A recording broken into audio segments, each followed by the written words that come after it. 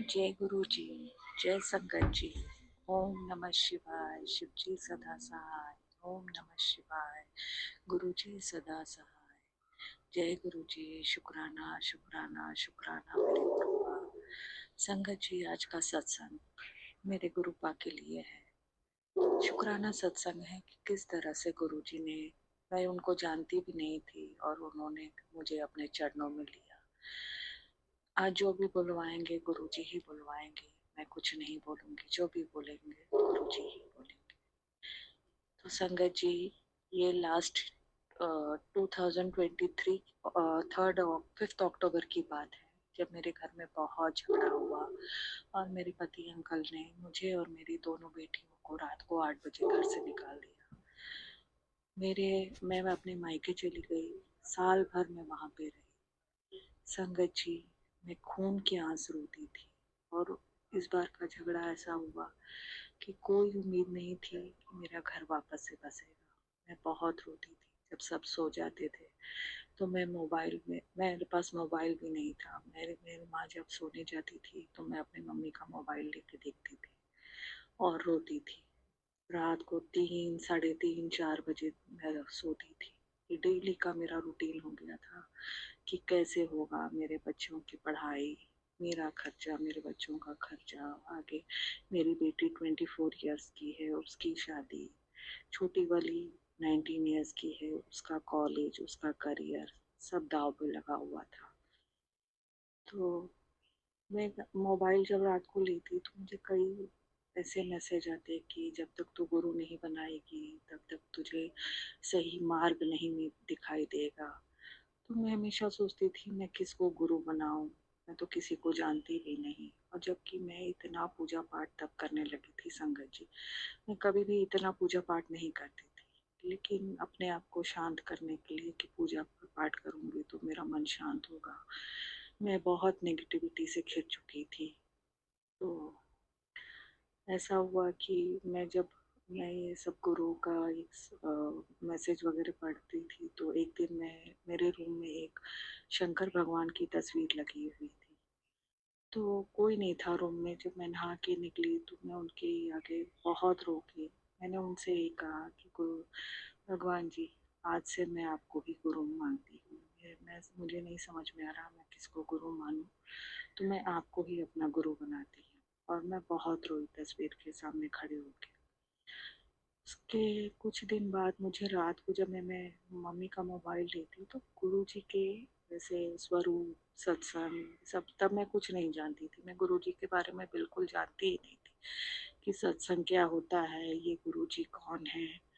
तो उनके स्वरूप आने लगे, सत्संग आने लगे तो मैं कमेंट में सबको देखती, जय गुरु जी लिखा हुआ तो मैं भी लिख के सेंड कर देती। कुछ दिन ऐसे ही चला। उसके बाद मेरे भाई ने घर में रुद्राभिषेक करवाया। उसी दिन मुझे चिकनगुनिया हुआ। मैं बहुत बीमार हो गई।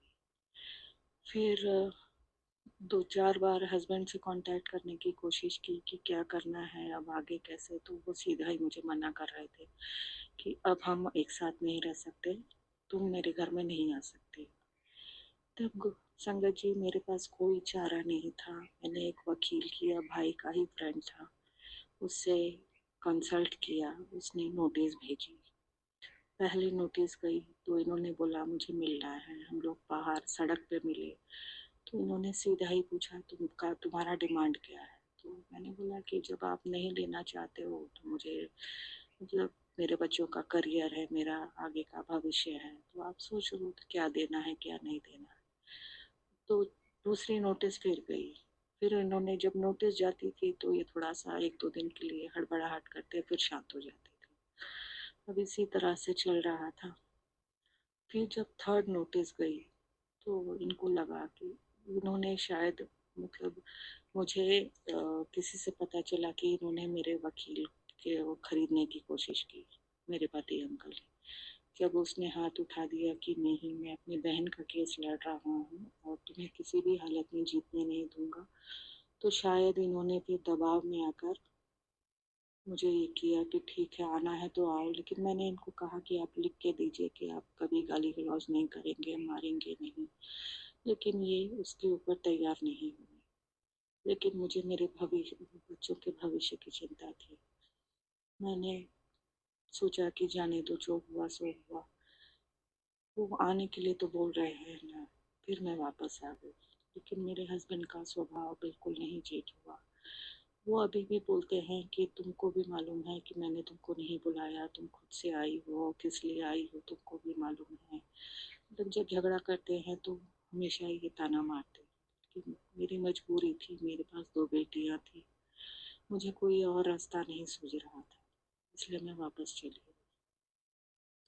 तो संगत जी, कहने का मतलब ये था कि ये सब गुरुपा ने ही रास्ता दिया, मतलब जो भी जैसे भी करवाया, ये गुरुपा ने ही करवाया। तब तक भी मैं गुरुजी को नहीं जानती थी।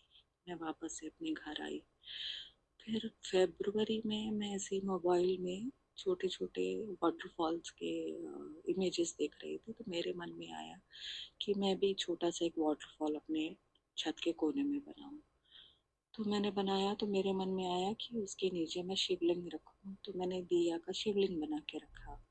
और उसके ही दीवार पे मैंने मोर मोर का मीशो से ऑर्डर करके एक मोर का चित्र पिक्चर मंगाया और स्टिकर जो बोलते हैं वो मैंने चिपकाया। उसके बाद ही संगत जी मुझे लगातार गुरु जी के सत्संग, स्वरूप, मैसेज सब आने लग गए। और धीरे धीरे धीरे धीरे फिर मैं गुरु जी को जानने लग गई। जब जानने लग गई तो उनकी महिमा का मुझे पता चला कि वो क्या चीज़ है। चीज़ नहीं बोलूँगी मैं, अपना शब्द अपनी फीलिंग्स में वर्ड्स में नहीं बोल सकती, लेकिन जब से गुरु आए हैं मेरी ज़िंदगी में, बहुत सारे मिरेकल्स हुए हैं, बहुत सारे। मैंने कई सत्संग शेयर भी किए हैं उसके। तो संगत जी, गुरुपा किस तरह से किसको अपनी संगत साथ जोड़ते हैं, सामने वाले को पता भी नहीं रहता ना उसका।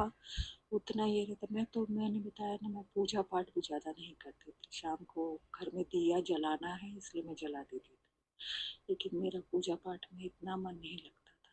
मेरे घर में इतनी नेगेटिविटी थी, है अभी भी है, थी नहीं अभी भी है। लेकिन जब से गुरुजी मेरी लाइफ में आए हैं, मैं अपने आप को बहुत संभाल रही हूँ।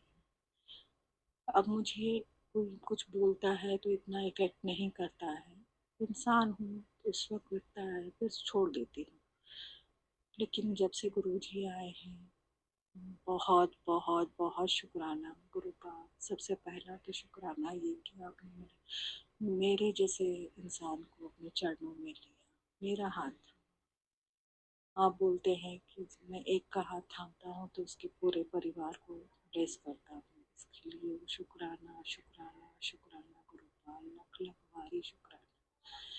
संगत जी, मेरे हस्बैंड का स्वभाव एकदम तो नहीं चेंज हुआ है, लेकिन फिर भी जैसे पैसा देने के लिए वहाँ पहले बहुत आनाकानी करते थे, नहीं देते थे, खर्चे के लिए पैसा नहीं देते थे। लेकिन अब जब मांगो तो शांति से, उतना नहीं देंगे लेकिन देते हैं। नहीं भी नहीं बोल सकती हूँ, लेकिन जहाँ 100% चेंज नहीं हुए हैं तो वहाँ 50% उनमें चेंजेस आए हैं। इसके लिए भी दिल से शुक्राना गुरु। बहुत बहुत शुक्राना संगत जी यह सत्संग सुनने के लिए।